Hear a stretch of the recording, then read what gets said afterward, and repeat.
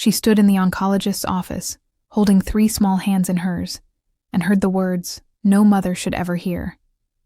Stage 3. Aggressive. We need to start immediately. Rachel Morrison was 34 years old. She had 3 children under the age of 12, and she had no one else. Her husband had walked out 2 years earlier, decided fatherhood and marriage weren't fulfilling his potential, left her with a mortgage, a part-time job at a grocery store, and 3 beautiful reasons to keep breathing. Now cancer was trying to take her too. But what Rachel didn't know, what she couldn't possibly know as she began the fight of her life, was that her children were making a pact in secret. A pact so profound, so heartbreaking, that when she finally discovered it 18 months later, it would bring her to her knees. This is the story of a single mother's battle against death, 3 children who became warriors, and the letter that revealed what they sacrificed while she was fighting to stay alive. Before we continue, tell us in the comments, where are you watching from? We love seeing how far our stories travel, and if you've ever watched someone you love fight cancer, drop a heart emoji. You're not alone. Rachel Morrison had always been a fighter. She'd fought through an unexpected pregnancy at 22, fought through night classes to finish her degree while pregnant with her second child, fought through the humiliation when her husband, Derek, left her for a 25-year-old yoga instructor named Sienna. She fought because that's what mothers do. But on March 14th, during a routine self-exam in her tiny bathroom while her kids watched cartoons downstairs, Rachel felt it. A lump. Hard. Wrong. Different from the normal tissue she'd felt 100 times before. Her breath caught. Her heart hammered against her ribs. "Mommy, are you okay up there?" That was Lily, her oldest at 12. Always perceptive. Always worried. The child who'd become a second parent since Derek left. "I'm fine, sweetheart," Rachel called back, her voice steady even as her hands trembled, even as the world tilted sideways. She wasn't fine. Rachel tried to tell herself it was nothing. A cyst, a swollen lymph node, stress manifesting physically. She'd been under so much stress, working 50-hour weeks at the grocery store, coming home to cook dinner, help with homework, pack lunches, do laundry, pay bills that never seemed to get smaller. She was exhausted, that's all it was. But the lump didn't go away. 2 weeks later, after lying awake every night running her fingers over that hard, immovable mass, Rachel finally made the call. The mammogram confirmed her fears. The radiologist's face said everything before her mouth did. Then came the biopsy. A needle driven into her breast while she stared at the ceiling and thought about her children in the waiting room with magazines they couldn't read because they were too worried. Then came the phone call that shattered her world into a million pieces. Dr. Patricia Chen didn't sugarcoat it. She was kind but direct. After 20 years as an oncologist, she knew that false hope was crueler than hard truth. "Rachel, it's invasive ductal carcinoma. Stage 3. It's already spread to your lymph nodes. We need to be aggressive. Chemotherapy, possible mastectomy, radiation. And we need to start now. This week if possible."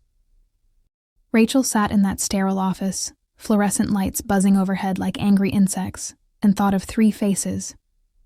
Lily, 12 years old, with her father's dark hair and her mother's fierce heart. The one who made breakfast when Rachel worked double shifts. The one who read bedtime stories to her younger siblings when Rachel collapsed into bed at 7 p.m., still wearing her work uniform, the one who'd already grown up too fast. Connor, 9 years old, all energy and chaos and sticky hugs. The boy who built elaborate Lego cities and still believed his mom could fix anything. Who drew pictures of superheroes and always made the hero a mom. Who still crawled into her bed some nights and whispered, "I love you times infinity." And Sophia, 6 years old, who still crawled into Rachel's bed during thunderstorms. Who left notes in Rachel's lunch bag. "I love you, Mommy," in crayon, the letters backward and perfect. Who'd started kindergarten this year and cried every morning for the first month because she didn't want to leave her mother. "How long do I have if I don't treat it?" Rachel asked quietly, her voice barely above a whisper. Dr. Chen's expression softened. She'd learned to read patients. The ones who asked this question were usually the ones with someone, worth living for. Rachel, don't think like that. How long? Rachel interrupted. She needed to know, needed to do the math. Dr. Chen sighed. 6 to 12 months, maybe less, given how aggressive this particular cancer is. But Rachel... When do we start? Rachel asked. She couldn't think about dying. Wouldn't. Because dying meant leaving 3 children alone. Dying meant Lily would have to drop out of school to take care of her siblings. Dying meant Connor would grow up without a mother to cheer at his baseball games. Dying meant Sophia would forget what her mother's voice sounded like. Dying was not an option. We'll schedule your first chemotherapy session for Friday, Dr. Chen said. I'm going to be honest with you, Rachel. This is going to be the hardest thing you've ever done. The treatment is brutal. You're going to feel worse before you feel better. But you're young, you're strong, and you have a chance. A real chance. And then she went home to tell her children that she was dying. Rachel gathered her 3 children on the worn couch in their living room. The same couch where they'd watched movies every Friday night.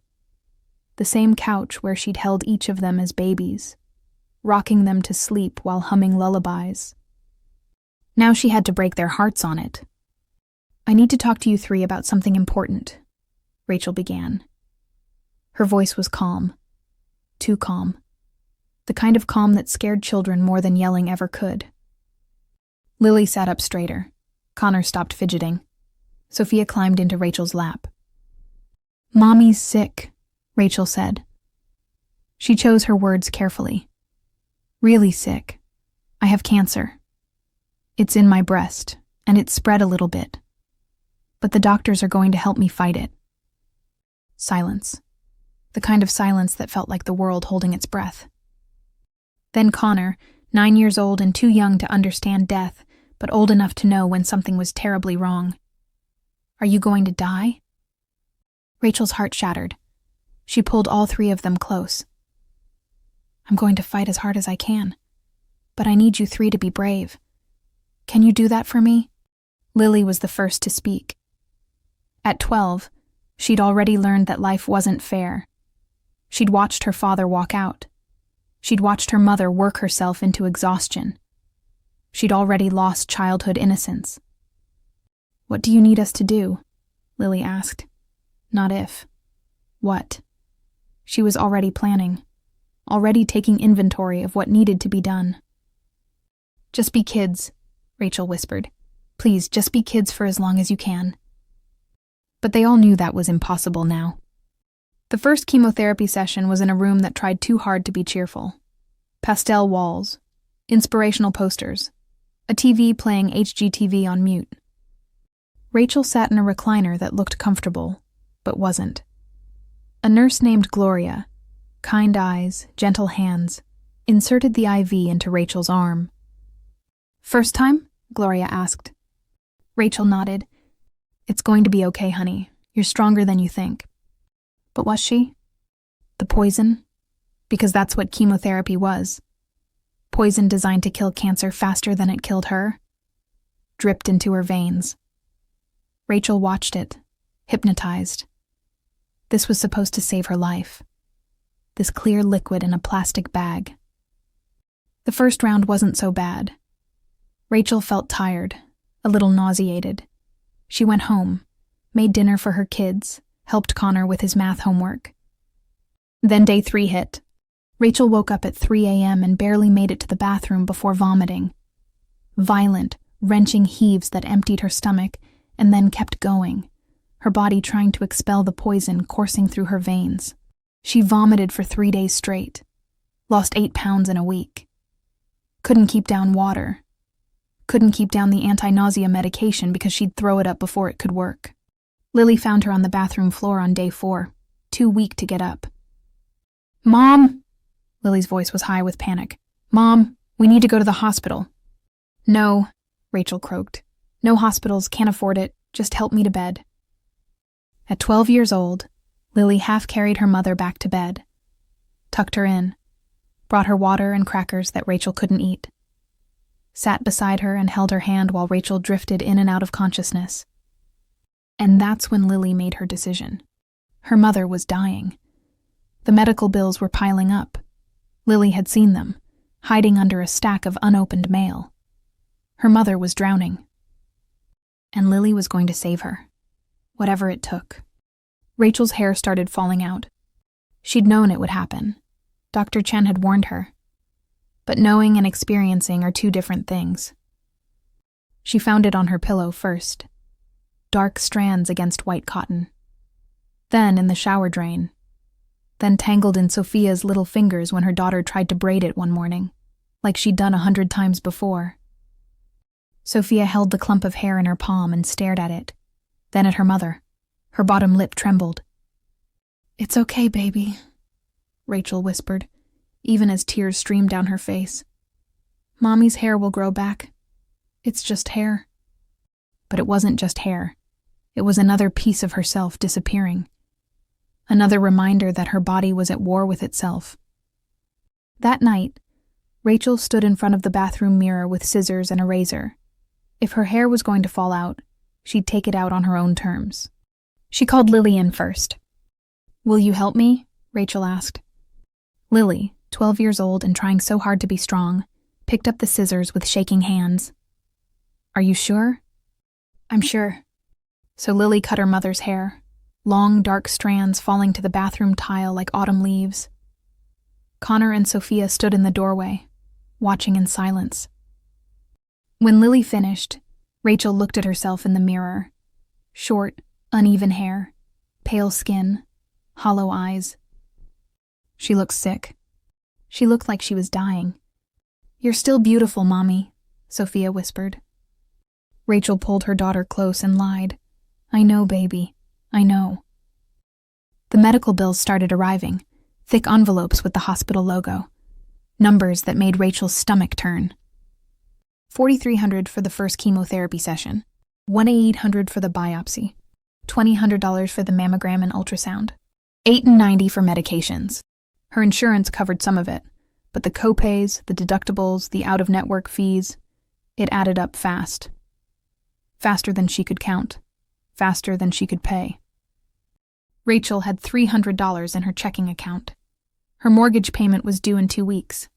She needed groceries. The electricity bill was overdue. She lay awake at night, bald and nauseated and terrified, doing math that never added up to hope. Her ex-husband, Derek. He'd sent one text after she told him about the diagnosis. "Sorry to hear you're sick. I'm pretty tight on money right now. Sienna and I are saving for a wedding. The kids can come stay with me if you need a break." A break, as if cancer was a vacation she'd chosen.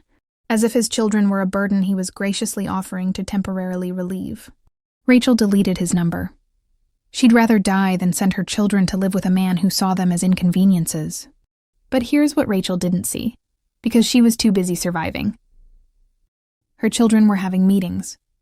Late at night, after Rachel fell into her exhausted, medication-induced sleep, Lily would sneak into Connor and Sophia's rooms. They'd huddle together under Connor's dinosaur blankets, whispering in the dark like conspirators.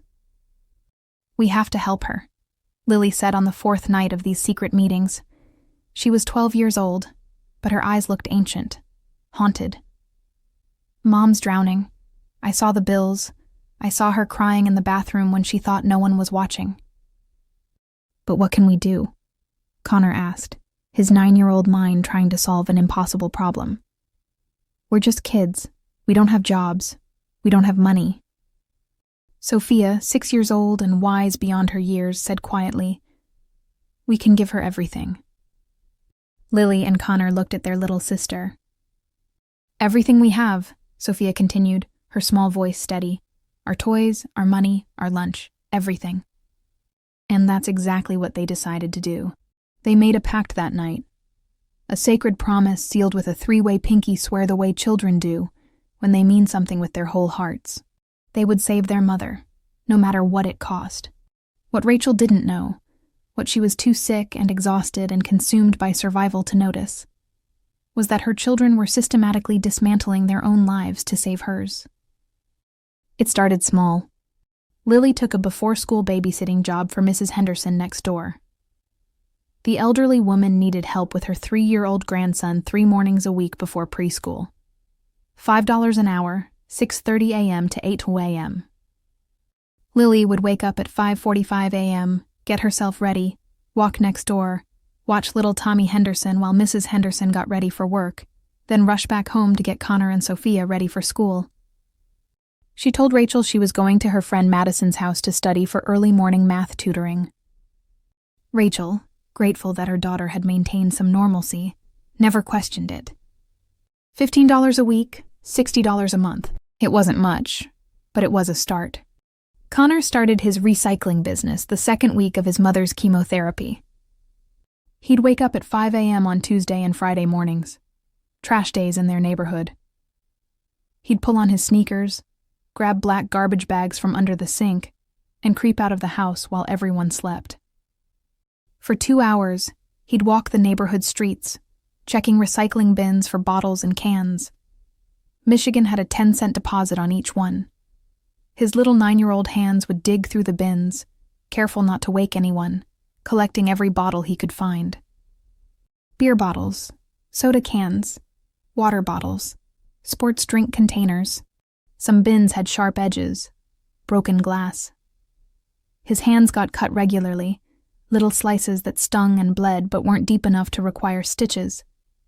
He'd wrap them in toilet paper and tell his mom he'd been playing rough at recess. He'd return home by 7 a.m., hide the bags in the garage, and pretend he'd been home the whole time. Every Saturday, while Rachel slept off the week's chemotherapy, Connor would load the bags into his wagon and pull it 8 blocks to the grocery store. The same grocery store where his mother worked. He'd use the self-serve recycling machine, feeding him bottles one by one, watching the counter climb. 30 cents, 60 cents, $2, $5. On a good week, he'd collect $40 worth. $40 that a 9-year-old boy earned by digging through garbage while his mother fought to stay alive. He told Rachel he was training for a marathon and needed to run early in the morning. She was proud of his initiative, told him she'd watch him run someday when she got better. Connor smiled and said, "I can't wait, Mom." He wondered if she'd still be alive to see it. Sophia, 6 years old and in kindergarten, couldn't work, couldn't collect cans, couldn't babysit. But she could do something else. She could give up food. At 6 years old, Sophia Morrison made a decision that would haunt Rachel for years. She stopped eating lunch at school. Every morning when Rachel tried to make her a sandwich, Sophia would say, "I'm not hungry, Mommy, I'll eat at school." Rachel, fighting waves of nausea from chemotherapy, was too tired to argue. She'd give Sophia $3 for hot lunch at school and kiss her forehead.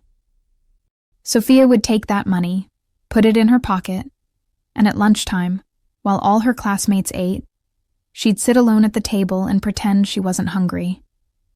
Mrs. Patterson, her kindergarten teacher, noticed after 2 weeks.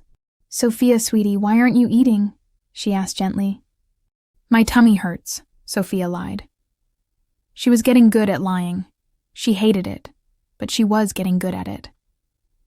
Every afternoon, Sophia would come home and give Lily the lunch money, $2.50 a day, $12.50 a week, $50 a month. $50 that a 6-year-old sacrificed from her own small belly. At night, she'd eat dinner with her family, whatever Lily managed to cook, which was usually boxed macaroni and cheese or ramen noodles or sandwiches. Rachel was too sick to cook most days, and Lily was doing her best. Sophia would eat just enough to quiet her growling stomach, then go to bed hungry. She lost 8 pounds in 3 months. Her clothes hung loose. Her teacher called home twice, concerned. Lily intercepted both calls. "Everything's fine," Lily told Mrs. Patterson. "Sophia's just a picky eater. We're working on it. Thank you for checking." Another lie. Another brick in the wall they'd built around their mother to protect her. But the children didn't stop there. They couldn't. Because the money they were earning, about $150 a month combined, wasn't enough. Not even close. So they started selling things. Lily sold her phone first. The iPhone 8 she'd saved for 8 months to buy, working odd jobs and saving birthday money. She'd been so proud of that phone. It was her connection to the world, to her friends, to normalcy. She posted it on Facebook Marketplace for $140. A woman from the next town over bought it within 2 hours. When Rachel noticed it was gone, Lily said, "It was too distracting. I want to focus on school and helping around the house. I don't need it." Rachel hugged her daughter and called her responsible, mature, told her she was proud. Lily cried in the bathroom that night where no one could hear. Connor emptied his savings account. He'd been saving since he was 5 years old for an Xbox Series X. Every birthday, every Christmas, every tooth that fell out, he'd saved the money. $233 in a blue ceramic piggy bank shaped like a rocket ship. He smashed it open one afternoon while Rachel was at her 3rd chemotherapy session. "I'm taking this to the bank," he told Lily, "for Mom." "Connor, that's your Xbox money." "I don't need an Xbox," Connor said, his voice fierce, determined. "I need my mom." He was 9 years old. They went to the bank together. Connor handed the teller a plastic bag full of coins and crumpled bills. She counted it carefully, exchanged it for larger bills, and handed them back. "Saving for something special?" she asked kindly. "Yeah," Connor said, "the most special thing in the world." One Saturday in June, while Rachel was sleeping off her 5th round of chemotherapy, the children held a garage sale. They dragged everything they could part with onto the lawn. Toys they'd outgrown. Books they'd read 100 times. Clothes that still fit but could be replaced. Connor's Lego collection, hundreds of dollars worth of sets he'd built with his father before Derek left. Sophia's collection of stuffed animals. She kept only one, a battered teddy bear named Mr. Snuggles. Lily's soccer trophies, her art supplies, the expensive cleats her grandma had bought her last Christmas. Everything had to go. Mrs. Henderson from next door helped them price everything. She didn't know about the cancer, about the bills, about what these children were doing. She just thought they were industrious kids trying to make some summer money. "Your mother must be so proud of you 3, Mrs. Henderson said as she watched them work. If only she knew. They made $370 that day. When Rachel woke up in the late afternoon and saw the empty spots in her children's rooms, she asked what happened. "We sold some stuff we didn't need anymore," Lily said casually. "We're saving up for a family vacation, someplace fun, for when you get better." Rachel's eyes filled with tears. "You 3 are the best kids in the world." Lily forced a smile and thought, "We're just scared. We're so scared." Lily kept all the money in a large manila envelope hidden in her closet, behind a box of art supplies Rachel never had time to go through anymore. Every night after Connor and Sophia went to bed, Lily would pull out the envelope and count it. $200. Then $400. Then $600, $850, $1,200. She'd count the bills carefully, organizing them by denomination, bundling them with rubber bands she'd taken from the grocery store. She'd write the total on a piece of paper and tuck it back into the envelope. And every night she'd think, is it enough? Will it ever be enough? She knew it wouldn't be. The medical bills were in the tens of thousands. But maybe, just maybe, if she could save enough, her mother wouldn't have to choose between paying for treatment and keeping a roof over their heads. Maybe she could give her mother one less thing to worry about. One less reason to give up. The money was one thing. Money could be counted, tracked, replaced eventually. But what Lily, Connor, and Sophia gave up couldn't be measured in dollars. Lily stopped going to soccer practice. She'd been the star midfielder on her middle school team, the fastest, most aggressive player they had. Her coach, Mr. Reynolds, said she had a real shot at a scholarship someday if she kept developing her skills. "You've got something special, Morrison," he'd told her at the end of last season. "Don't waste it." But practice was from 3:30 to 5:30 p.m. on weekdays. Those were babysitting hours. Those were hours she could earn $15 for her family. So Lily quit. She didn't tell Coach Reynolds the truth. She said, "I'm just not into it anymore. I want to focus on academics." Coach Reynolds looked disappointed but didn't push. Another talented kid who lost interest. It happened. What he didn't see was Lily crying in the locker room, holding her cleats one last time before shoving them in her bag to sell at the garage sale. Soccer had been her escape, the one place where she could run until her lungs burned and forget about everything else. Forget that her mother was dying. Forget that she was 12 years old and playing parent to 2 younger kids. Forget that her childhood was over. Now that escape was gone, she stopped hanging out with friends too. Every invitation was met with an excuse. I have to babysit my siblings. I have too much homework. My mom needs help around the house. Her best friend, Madison, kept trying for 2 months, then stopped. You're never around anymore, Madison said one day at school, hurt evident in her voice. It's like you don't even care about our friendship. Lily wanted to scream, My mom is dying. I'm working 3 jobs. I haven't slept more than 5 hours a night in months. I care. I just can't.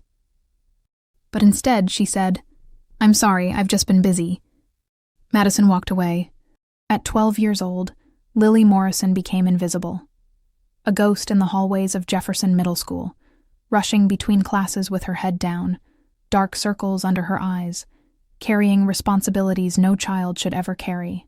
She stopped raising her hand in class, even though she knew the answers. Stopped participating in group projects.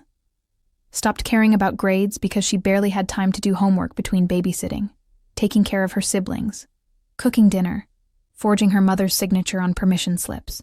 Her GPA dropped from a 4.0 to a 3.2. Her teachers noticed but assumed she was just another middle schooler losing motivation. They had no idea she was drowning. Connor gave up his birthday party. He'd been planning it for months. A trip to the trampoline park with 8 friends, pizza, laser tag, the works. Rachel had promised before she got sick that they'd do something special for his 10th birthday. When Rachel asked what he wanted, her voice weak, her skin gray from chemotherapy, Connor looked at his mother and made a decision. Nothing, Mom. Just you getting better. That's all I want. The truth? He'd been dreaming about a specific gift for 6 months. A blue bike with racing stripes he'd seen at Target. 21 speeds, handbrakes, a water bottle holder. He'd taped a picture of it to his wall, had counted down the days until his birthday. But that bike cost $280. And $280 was $280 that could go toward his mother's medical bills.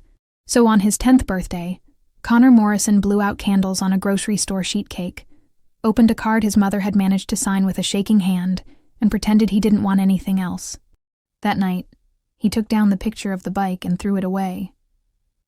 He was 10 years old and he'd learned what sacrifice meant. The physical toll on Connor was real too. His hands were cut and scarred from digging through recycling bins. Glass bottles broke. Sharp aluminum edges sliced skin. By August, his palms were a map of healing cuts and fresh wounds. What happened to your hands? Rachel asked one day, her voice fuzzy from pain medication. Playing rough at recess, Connor said. The lie came easily now. Too easily. His back ached from pulling the wagon full of bottles 8 blocks to the grocery store. His shoulders hurt from carrying heavy bags. He was 9 years old, 10 now, and his body was paying the price for labor it wasn't designed to do. But he never complained, never stopped. Because stopping meant giving up on his mother. And Sophia? Sophia stopped being a child. She stopped asking for things, stopped complaining when she was hungry, which was always. Stopped crying when she had nightmares, because she didn't want to wake her mother who needed sleep more than Sophia needed comfort. She learned to braid her own hair because her mother's hands shook too much from chemotherapy. She learned to tie her own shoes, make her own bed, pack her own backpack. At 6 years old, Sophia Morrison became self-sufficient. Her teacher, Mrs. Patterson, noticed the changes. Sophia had always been a bright, energetic child. Now she was withdrawn, quiet. She'd fall asleep at her desk during afternoon reading time. She'd stare into space during recess instead of playing with friends. And she never ever ate lunch. Mrs. Patterson pulled Lily aside one day after school. I'm worried about Sophia. she said gently. She seems different, withdrawn, and I've noticed she's not eating her lunch. Is everything okay at home? Lily, 12 years old and carrying the weight of the world, smiled brightly, perfectly, the smile she'd practiced in the mirror until it looked real. Everything's fine. Mom's just been working a lot. Sophia's probably just tired, and she's going through a picky eating phase. We're working on it. Thank you so much for checking, Mrs. Patterson. It means a lot. Mrs. Patterson looked unconvinced but nodded. If there's anything you need... We're fine, Lily said firmly. Really. Another lie, another brick in the wall. That night, Lily pulled Sophia aside. Mrs. Patterson knows you're not eating lunch, Lily said. She's asking questions. Sophia's bottom lip trembled. At 6 years old, she looked even younger, small for her age, made smaller by hunger. I'm sorry. I didn't mean to. You have to eat something, Lily said. Just a little. Just enough so she doesn't call Child Protective Services. Okay? Sophia nodded. But what about the money? We'll figure it out, Lily said. But Sophia, baby, you have to eat, please. So Sophia started eating half a lunch, a small sandwich, an apple. Just enough to keep Mrs. Patterson from calling home again. Rachel's battle was brutal in ways her children couldn't see. The chemotherapy ravaged her body. She lost 42 pounds. Her skin turned gray. Her eyes sunk into her skull. She looked like a skeleton with skin stretched over it. There were days she couldn't get out of bed. Days she couldn't keep down water. Days she couldn't remember her children's names through the fog of pain medication and anti-nausea drugs and exhaustion so complete, it felt like dying would be easier. The pain was constant. A dull, throbbing ache in her bones from the chemotherapy. Sharp, stabbing pain in her chest where the tumor was dying, she hoped, or growing, her fear. Nausea that rolled through her in waves, unpredictable and merciless. She lost her sense of taste. Food tasted like cardboard or metal or nothing at all. She'd force herself to eat because the doctors said she needed to keep her strength up, but every bite was torture. She lost her eyebrows and eyelashes, lost the hair on her arms and legs, lost every physical marker that said, I am Rachel Morrison. When she looked in the mirror, a stranger stared back. But she was always hungry, always. Rachel's battle was brutal in ways her children couldn't see. The chemotherapy ravaged her body. She lost 42 pounds. Her skin turned gray. Her eyes sunk into her skull. She looked like a skeleton with skin stretched over it. There were days she couldn't get out of bed. Days she couldn't keep down water. Days she couldn't remember her children's names through the fog of pain medication and anti-nausea drugs and exhaustion so complete, it felt like dying would be easier. The pain was constant.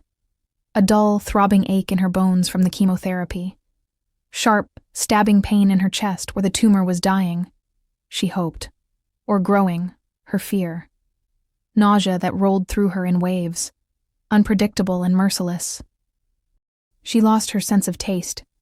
Food tasted like cardboard or metal or nothing at all. She'd force herself to eat because the doctors said she needed to keep her strength up, but every bite was torture. She lost her eyebrows and eyelashes, lost the hair on her arms and legs, lost every physical marker that said, I am Rachel Morrison. When she looked in the mirror, a stranger stared back. One night in September, in the middle of her 6th round of chemotherapy, Rachel woke up at 2 a.m. and stumbled to the bathroom. She looked at herself in the mirror, bald, skeletal, barely recognizable, and whispered, I can't do this anymore. She thought about the bottle of pills in her medicine cabinet. Oxycodone for pain, Ambien for sleep, anti-nausea medication, anti-anxiety medication. She thought about how easy it would be to take them all. To just stop fighting. Stop hurting. Stop being a burden on her children who deserved better than a dying mother. Her hand reached for the cabinet. And then she heard it. Singing, soft, childish, coming from down the hall. Rachel pulled her hand back from the cabinet, walked on shaking legs toward the sound. She found all 3 of her children in Lily's room. They'd created a blanket fort, sheets draped over chairs, pillows piled inside, a flashlight casting shadows on the makeshift walls. And inside, huddled together like refugees, they were singing, "You are my sunshine, my only sunshine." Rachel's song. The one she'd sung to each of them as babies. The one she'd hummed while rocking them to sleep, while kissing scraped knees, while tucking them in at night. "You make me happy when skies are gray." They were harmonizing. Lily's voice strong and clear, carrying the melody. Connor's enthusiastic and slightly off-key, but full of heart. Sophia's tiny and sweet, barely above a whisper. "You'll never know, dear, how much I love you." Rachel stood in the doorway, tears streaming down her face, and realized something profound. She wasn't fighting for herself anymore. Maybe she never had been. She was fighting for this. For 3 children who still believed in sunshine, who still sang their mother's song in the darkness. "Please don't take my sunshine away." Rachel stepped into the blanket fort. Her children looked up, startled. "Mommy!" Sophia launched herself into Rachel's arms. "We didn't wake you, did we?" "No, baby," Rachel whispered. "I woke up and missed you." "We were singing your song," Connor said. "We sing it every night for you." "It helps us not be scared," Lily added quietly. Rachel held her children close, her warriors, her reasons, her everything, and made a decision. She wasn't giving up. She couldn't. Because these 3 kids needed their sunshine. Rachel went back to the hospital the next morning and told Dr. Chen, "Let's try the aggressive protocol, the one you mentioned, whatever it takes." Dr. Chen looked surprised. "Rachel, that protocol is extremely difficult. The side effects are worse. It's a last resort." "Then let's make it the first resort," Rachel said. "I want every weapon you have." The aggressive protocol was hell on earth. Double the chemotherapy dose, targeted radiation, an experimental immunotherapy drug that made Rachel vomit blood and spike fevers of 104 degrees. But it worked. Slowly, painfully, millimeter by millimeter, the tumors started shrinking. 8 months into treatment. 8 months of hell, of suffering, of her children sacrificing everything in secret. Rachel sat in Dr. Chen's office and saw something she hadn't seen before. Dr. Chen was smiling. "The tumors are shrinking, Rachel, significantly. The aggressive protocol is working." Rachel's hands trembled. "How much?"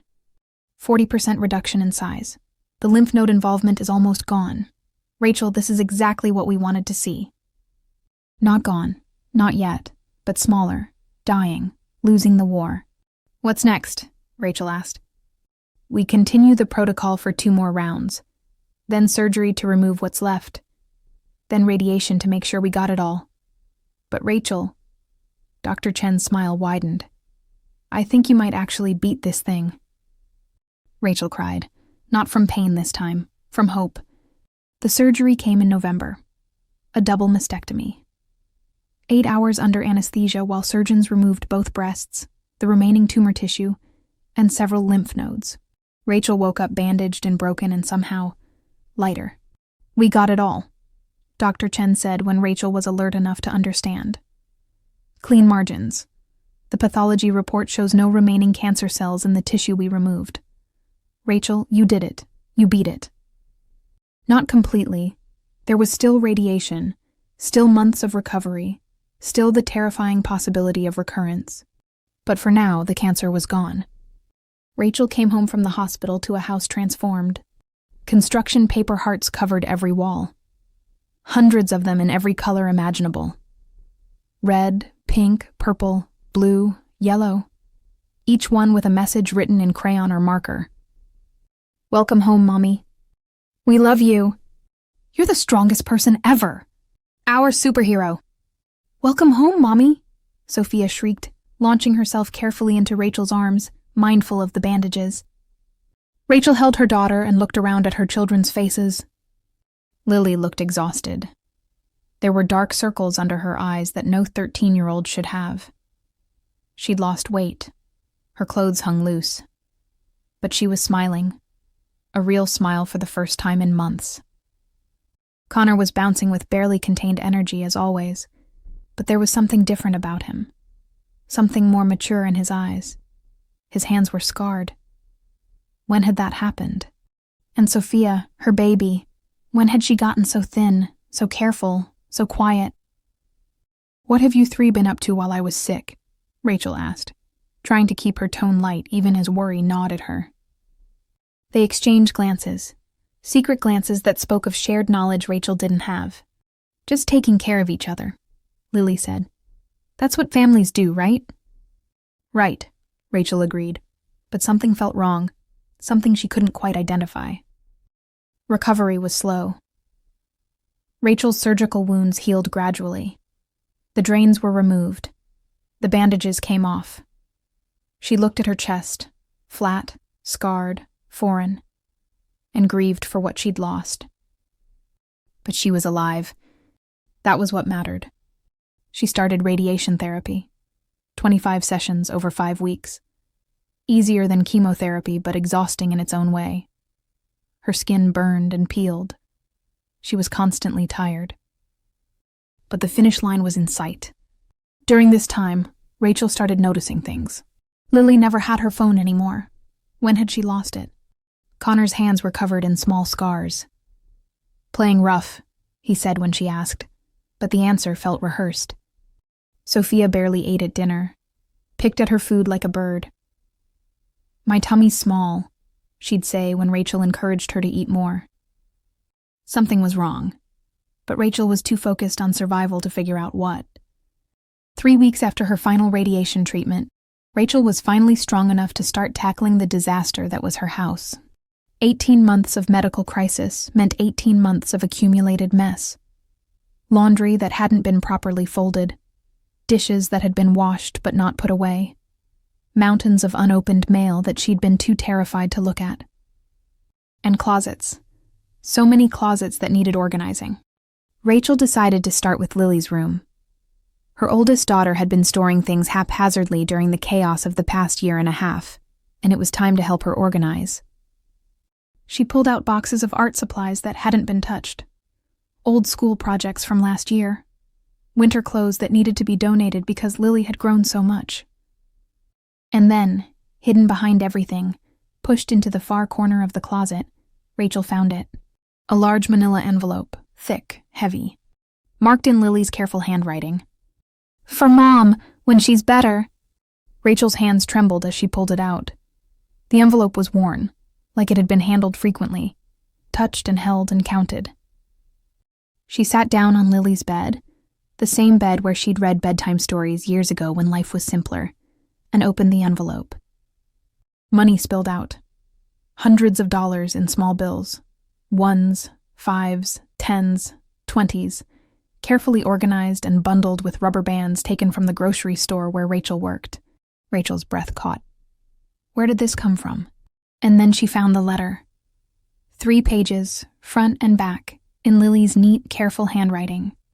Rachel unfolded it with shaking hands and began to read. "Dear Mom, if you're reading this, it means you survived. It means you beat cancer and you're here and you're alive and you're strong enough to clean out my closet, which means you're really, actually better. I've been praying for this moment every single night for 547 days. Yes, I counted. I marked them on a calendar hidden in my drawer. Every night before bed, I'd make another mark and pray that you'd survive long enough to see the next one. You're probably wondering about the money. It's 1,347. Connor, Sophia, and I earned every single penny while you were fighting cancer. Please don't be mad. Please don't cry. Please don't feel guilty. Please just understand that we had to do something. We couldn't just watch you die. We couldn't sit there helpless while cancer tried to take our mother away. I got a babysitting job. I've been watching Mrs. Henderson's grandson 3 mornings a week since April. I lied and told you I was studying with Madison. The truth is, Madison and I aren't friends anymore because I stopped having time for her. I stopped having time for anything except earning money and taking care of Connor and Sophia and trying to keep our family together while you were fighting for your life. I sold my phone. Remember when I told you it was too distracting? I lied. I sold it for $140 and put every penny in this envelope. I sold my soccer cleats for $35. I sold the necklace Grandma gave me before she died for $60. I'm sorry about that one, Mom. I know you wanted me to keep it forever, but I needed the money more than I needed a necklace. I needed you more than I needed anything. I quit soccer. Remember how I said I wasn't into it anymore? Another lie. I loved soccer. I loved it so much. But practice was during babysitting hours, and I had to choose between playing a game and saving your life. It wasn't a hard choice, Mom. It was never a hard choice. Connor collected cans and bottles every Tuesday and Friday morning. He'd wake up at 5 a.m. and walk the neighborhood for 2 hours, digging through recycling bins, collecting every bottle he could find. Do you know why his hands are always cut and scarred? It wasn't from playing rough at recess. It was from broken glass in recycling bins, from sharp aluminum edges, from working a job no 9-year-old should have to work. He's 10 now. He missed his birthday party because he gave that money to you instead. He missed out on the Xbox he'd been saving for since he was 5 because he emptied his entire savings account for you. He never complained. Not once. He just kept collecting cans and smiling and telling you everything was fine. But Mom, the worst part, the part that's going to break your heart, is Sophia. Mom, Sophia stopped eating lunch at school for almost 6 months. She's 6 years old and she was starving herself to save you. She'd take the lunch money you gave her every morning and give it to me. $2.50 a day, $12.50 a week, about $50 a month. Then she'd sit in the cafeteria at school and pretend she wasn't hungry while all the other kids ate.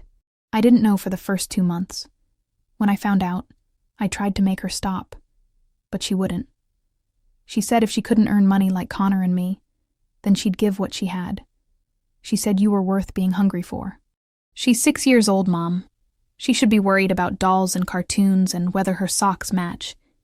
Instead, she was calculating how to sacrifice her own needs to keep you alive. We had a garage sale in June, remember? We told you we were saving for a family vacation. Another lie. We sold everything we could. Toys, clothes, books, Connor's entire Lego collection, my trophies, Sophia's stuffed animals. We raised $370 that day. Every penny went into this envelope. Mom, we're all so thin. We're all so tired. We've been lying to you for over a year. We've been carrying the secret like a weight on our backs, and it's been crushing us. But we couldn't tell you. We couldn't let you worry about us when you needed all your energy to fight. This money, $1,947. I know it's not enough. I know the medical bills are probably tens of thousands of dollars, maybe hundreds of thousands. I know this barely makes a dent. But Mom, every single dollar in this envelope represents sacrifice. It represents love. It represents 3 kids who need their mother more than they need anything else in the world. You taught us what love means. You taught us what sacrifice means. Every single day of our lives, you've given up everything for us. You worked 2 jobs so we could have school supplies. You went without so we could have birthday parties. You stayed up all night when we were sick. You've sacrificed your whole adult life for us. This was our turn to give something back. This was our turn to fight for you the way you've always fought for us. We love you, Mom. We love you so much it hurts. We love you so much we'd give up everything. Our childhoods, our possessions, our food, our futures, just to keep you alive one more day. Please be alive to read this. Please be healthy. Please be here. Because we need you. We'll always need you.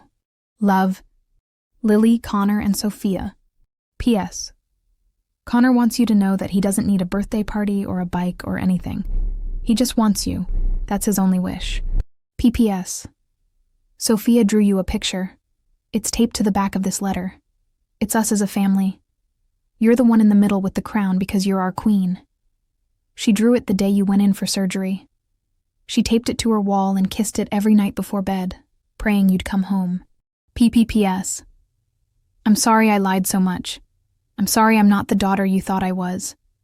But I'd lie 1,000 more times if it meant keeping you alive. I love you, Mom. Forever and always. Rachel sat on her daughter's bed, holding that letter in trembling hands, and wept.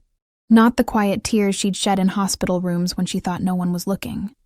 not the controlled tears she'd allowed herself during the worst moments of treatment. Deep, wrenching sobs that came from the very center of her soul. Sobs that shook her entire body. Sobs that were grief and love and heartbreak and gratitude all mixed together. Her children, her babies, had sacrificed everything. While she'd been fighting to stay alive, they'd been fighting right alongside her, in secret, in silence, in darkness, giving up their childhoods piece by piece, dismantling their own lives to save hers. A 6-year-old who stopped eating lunch and went hungry every day. A 9-year-old whose hands were permanently scarred from broken glass, and whose childhood savings disappeared into his mother's medical bills. A 12-year-old who became an adult overnight, carrying responsibilities no child should ever carry, losing friendships and dreams and normalcy. All for her. All because they loved her more than they loved themselves. "Mom?" Rachel looked up through her tears to find all 3 of them standing in the doorway. Lily's face was pale, panicked. "You weren't supposed to find that yet. Not until you were completely better." "Come here," Rachel whispered. They hesitated, uncertain, afraid they'd done something wrong. "Please," Rachel said, opening her arms. "Come here." They came to her, her warriors, her heroes, her heart. And Rachel pulled them close. Held them so tight she thought they might break. Held them like she could absorb all the pain they'd endured. Held them like she could turn back time and spare them this nightmare. "I'm so sorry," Rachel sobbed into their hair. "I'm so sorry you had to do this. I'm sorry I didn't see. I'm sorry I was so consumed by surviving that I didn't notice you were all drowning.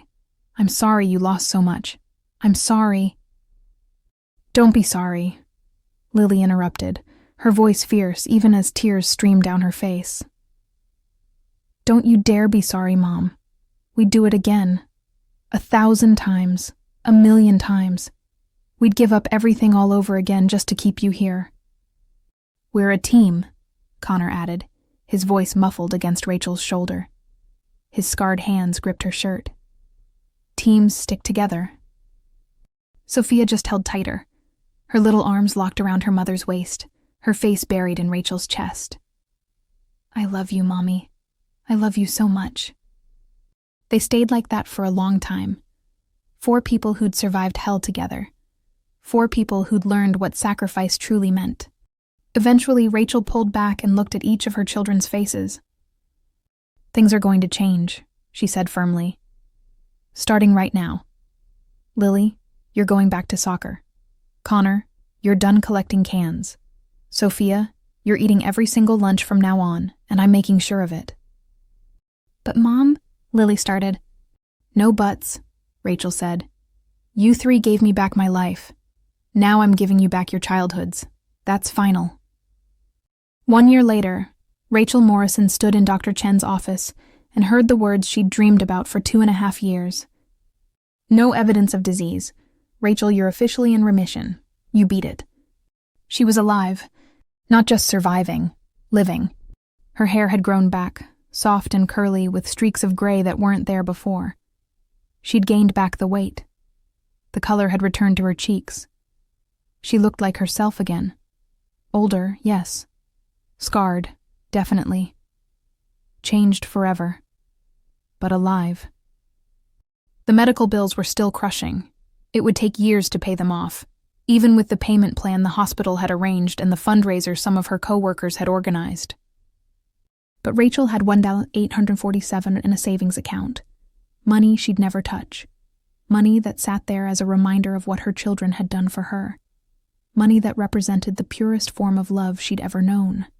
She'd tried to use it to pay bills. Lily had stopped her. "That's not what it's for, Mom. That money is our promise to you. Our promise that we'll always fight for each other. Keep it. Please." So Rachel kept it. Rachel had made changes, big ones. She'd left her part-time job at the grocery store and found a better position at an insurance company. It paid enough that she could work 40 hours a week instead of 60. Enough that she could have dinner with her kids most nights.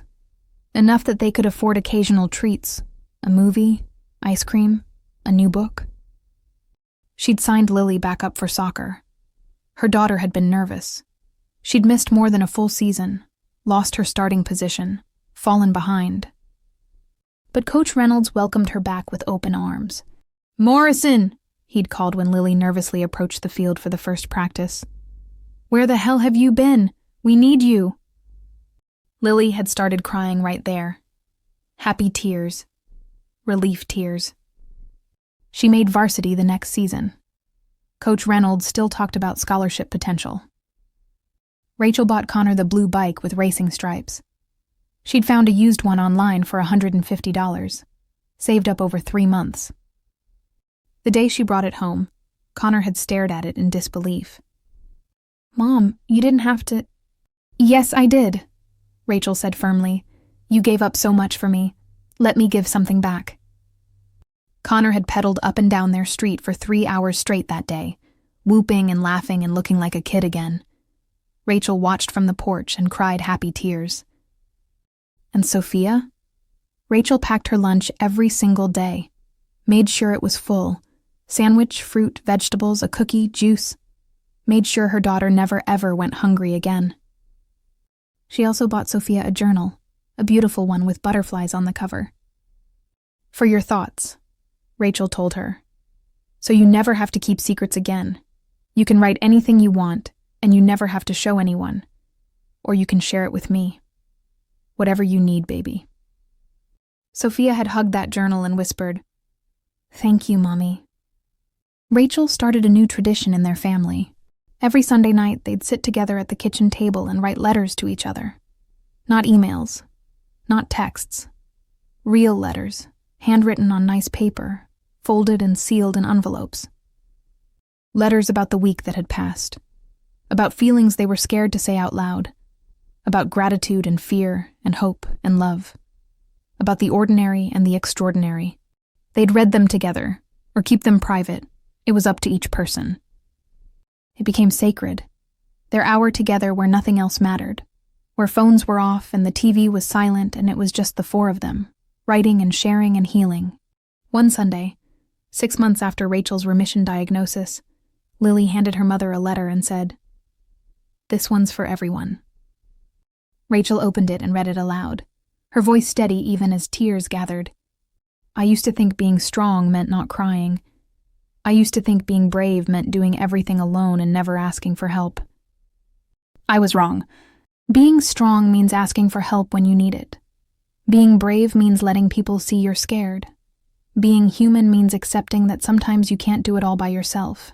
Mom, you taught us that. You were terrified of dying, and you let us see it. You were broken and weak, and you didn't hide it. You fought with everything you had, but you also let yourself be vulnerable. That's real strength."